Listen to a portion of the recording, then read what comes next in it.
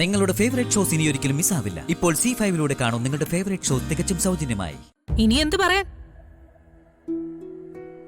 നിങ്ങളുടെ മുഖത്ത് നോക്കി അത് നടക്കില്ല എന്ന് പറയാനുള്ള മടി കൊണ്ടാ അച്ഛൻ മിണ്ടാതിരിക്കുന്നത്.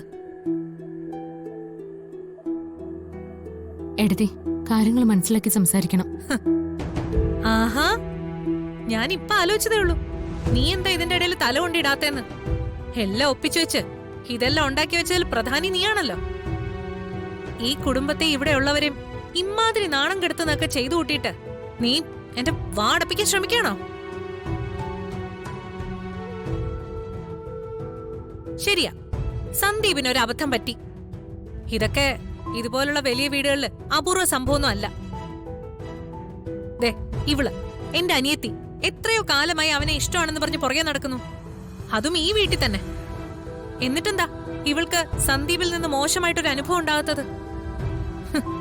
എല്ലാരും കൂടി ആലോചിക്കണ്ട. അതിനൊരു കാരണമേ ഉള്ളൂ, ഇവളെ സൂക്ഷിക്കാൻ ഇവൾക്ക് നന്നായിട്ട് അറിയാം. അത് ഞാൻ എന്റെ അനിയത്തിക്ക് പറഞ്ഞു കൊടുത്തിട്ടുണ്ട്. എടുത്തി, അർച്ചനയുടെ അച്ഛനും അനൂപേട്ടനും വന്നത് അച്ഛന്റെ അഭിപ്രായം അറിയാനാ, അല്ലാതെ വഴക്കൂടാനല്ല. അച്ഛന്റെ അഭിപ്രായം തന്നെയാ ഞാൻ പറഞ്ഞോണ്ടിരിക്കുന്നത്. നിന്റെ അനിയന് പറ്റിയൊരു കയ്യബദ്ധത്തെ വിവാഹത്തിലോട്ട് എത്തിക്കാനാ ഇവരിവിടെ വന്നിരിക്കുന്നത്.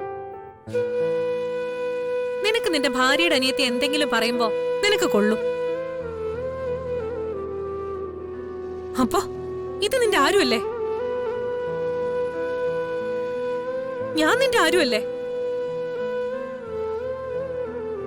ഇവളുടെയും സന്ദീപിന്റെ വിവാഹം നടന്നു കാണാൻ ഏറ്റവും കൂടുതൽ ആഗ്രഹിച്ച ആളാ നമ്മുടെ അച്ഛൻ.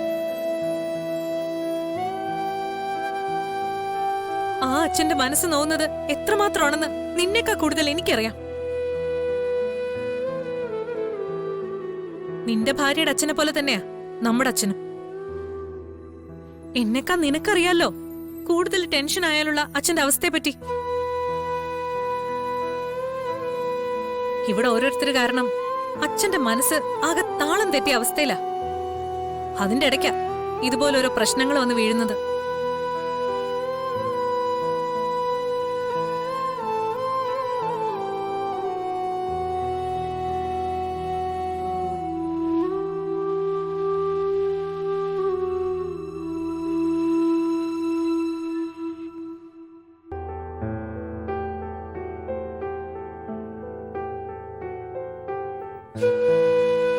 കണ്ടോ എത്രമാത്രം വേദനിച്ചിട്ട് അച്ഛൻ എണീറ്റ് പോയതെന്ന്.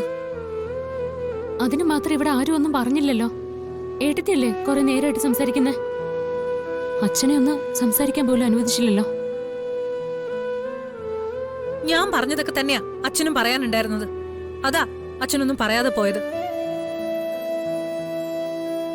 അച്ഛാ, വാ നമുക്കിറങ്ങാം. ഇനി ഇവിടെ നിന്നാ ഞാൻ എന്തെങ്കിലുമൊക്കെ പറഞ്ഞു പോകും. അതെല്ലാവർക്കും പിന്നെ വിഷമായി എന്ന് വരും. അനുപേട്ടാ, ഞാൻ ഒന്നുകൂടി ഒന്ന് അച്ഛനെ വിളിക്കാം. എന്തെങ്കിലും ഒരു തീരുമാനം ഉണ്ടാക്കിയിട്ട് പോയാൽ മതി. ഇതില് വേറെ തീരുമാനമൊന്നുമില്ല. ഇപ്പോ നിങ്ങൾ വന്ന കാര്യമൊന്നും ഒരിക്കലും നടക്കാൻ പോകുന്നില്ല, അത്രേ ഉള്ളൂ.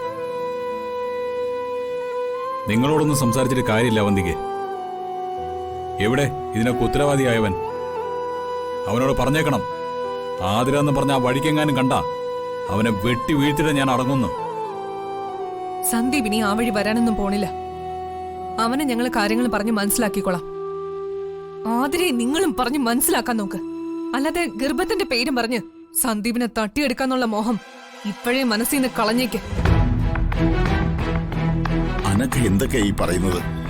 സന്ദീപിനെ തട്ടിയെടുക്കണമെന്നൊന്നും ഞങ്ങൾ ഇതുവരെ ആഗ്രഹിച്ചിട്ടില്ല. മോളുടെയും സന്ദീപിന്റെയും വിവാഹം ഉറപ്പിച്ചിട്ട് പോലും എതിർക്കാനോ വഴക്കിനോ എന്റെ മോള് വന്നിട്ടുണ്ടോ? ഇളയമോള് വന്നില്ലെങ്കിൽ എന്താ, വിവാഹം മുടക്കാൻ മൂത്ത മോള് മുന്നിൽ തന്നെ ഉണ്ടായിരുന്നു. ദേ, ഇപ്പൊ ഞാൻ പറയുവാ, ആതിരയുടെ കാര്യവും പറഞ്ഞ് വൃന്ദാവനത്തിൽ നിന്ന് ഇനി ആരും ഇങ്ങോട്ട് വരരുത്. നിങ്ങളുടെ കുട്ടിക്ക് പറ്റിയ അബദ്ധം നാട്ടുകാരറിയാതെ എങ്ങനെയും സോൾവ് ചെയ്യാൻ നോക്ക്. അങ്ങനെ ഇപ്പൊ സോൾവ് ചെയ്യുന്നില്ലെങ്കിലോ? സന്ദീപിനും ആതിരയ്ക്കും ഒരുമിച്ച് ജീവിക്കാൻ ഏട്ടത്തിയുടെ എന്നല്ല ആരുടെ അനുവാദം ആവശ്യമില്ല. അച്ഛൻ നേരത്തെ പറഞ്ഞതുപോലെ അവര് നിയമത്തിന് മുന്നിൽ ഭാര്യ ഭർത്താക്കന്മാര് തന്നെയാ. പിന്നെ എടുത്തി പറയുന്നതിലും പരിഹസിക്കുന്നതിലും ഒന്നും ഒരു കഴമ്പുമില്ല. നേരത്തെ പറയുന്ന കേട്ടല്ലോ, സന്ദീപിനും ആതിരയ്ക്കും അബദ്ധം പറ്റിയതിനെ കുറിച്ച്? ആര് പറഞ്ഞു അബദ്ധം പറ്റിയെന്ന്?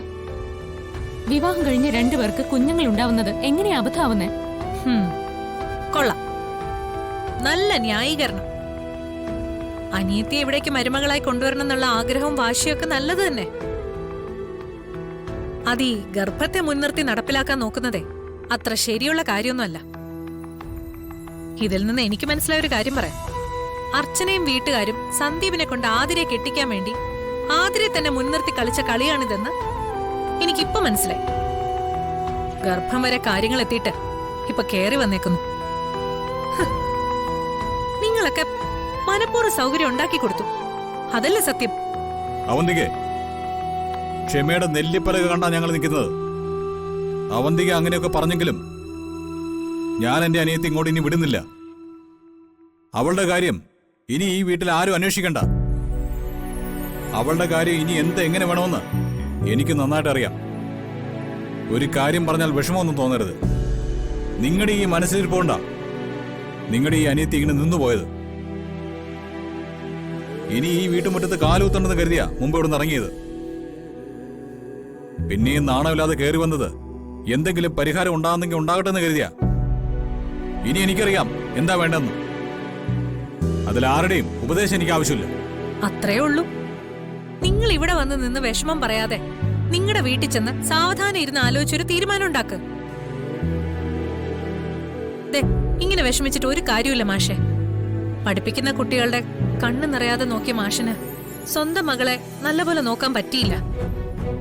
ആ, സന്ദീപും ആതിരയും വിവാഹം കഴിഞ്ഞതാണ് ഇവിടുത്തെ പ്രശ്നമെങ്കിൽ അവരെ നമുക്ക് ഡിവോഴ്സ് ചെയ്യിപ്പിക്കാം. നിങ്ങൾ പറയുന്ന സ്ഥലത്ത് പറയുന്ന സമയത്ത് അവിടേക്ക് ഞാൻ സന്ദീപിനെ കൊണ്ടുവന്നോളാം. ഇനി മേലില് വിവാഹം ഗർഭം എന്നൊക്കെ പറഞ്ഞ് ആരും ഇങ്ങോട്ട് വരരുത്.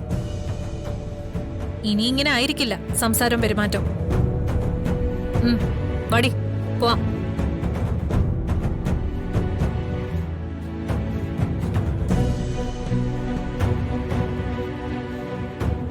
മതിയാ നിനക്ക്?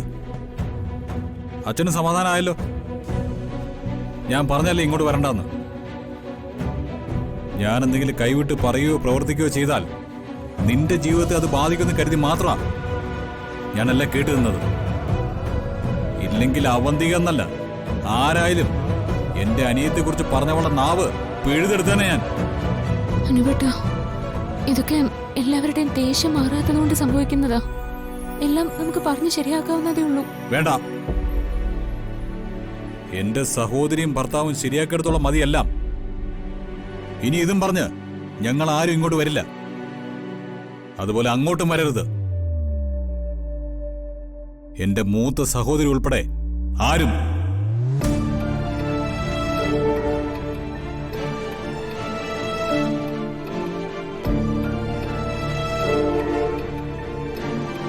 ഡൗൺലോഡ് ചെയ്യൂ C5 ആപ്പ്. കാണൂ എല്ലാ എപ്പിസോഡുകളും സൗജന്യമായി.